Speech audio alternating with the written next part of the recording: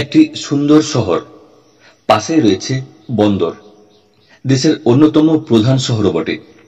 সেই শহর আচমকা ঢেকে গেল হলুদ রঙে। এতটাই গাঢ় সে হলুদ যে সামনে একটু দূরেও কিছু দেখা যাচ্ছে না। হলুদ রং মাটির রং, সেই মাটি উড়েছে আকাশে বাতাসে। সে মাটি আর মাটি নেই, হয়ে গেছে ধুলো, আর সেই ধুলো ঝড় ছেয়ে ফেলেছে চারধার।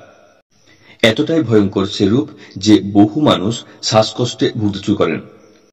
ভালো করে নিঃশ্বাস নেওয়া দুষ্কর হচ্ছিল সেই হলুদ ধুলো ঝড়ে, যার জন্মই দিয়েছে খরা। দেশের একটা অংশই খরার গ্রাসে, যা মাটির উপরিস্তরকে ধুলোয় পরিণত করেছিল। সেই ধুলোর ঝড়ই সঙ্গে উড়ে আসে অস্ট্রেলিয়ার সিডনি শহরে। ছেয়ে যায় বিখ্যাত এই শহর, কিছুই প্রায় দেখা যাচ্ছিল না।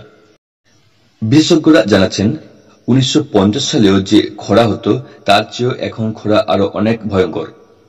অস্ট্রেলিয়ার দক্ষিণ প্রান্তে খরা নতুন নয়, তবে 2014 সাল থেকে 2023 সালের মধ্যে যে খরা হয়েছিল তা 1950 সালের সময়ের খরার চেয়ে অনেক গুণে ভয়ঙ্কর। আর তা হয়েছে বিশ্ব উষ্ণায়নের হাত ধরে। বদলে যেতে থাকা আবহাওয়ার কারণে চরম এক পর্যায়ে পৌঁছে গেছে এই প্রাকৃতিক পরিস্থিতি। সিডনি শহর বলে এই ধুলোর ঝড় বিশ্ববাসীর নজর কেড়েছে, খবরে পরিণত হয়েছে। কিন্তু অস্ট্রেলিয়ার দক্ষিণ ভাগে অনেক শহর ও গ্রাম এই ভয়ঙ্কর ধুলোঝড়ে কাবু হয়েছে।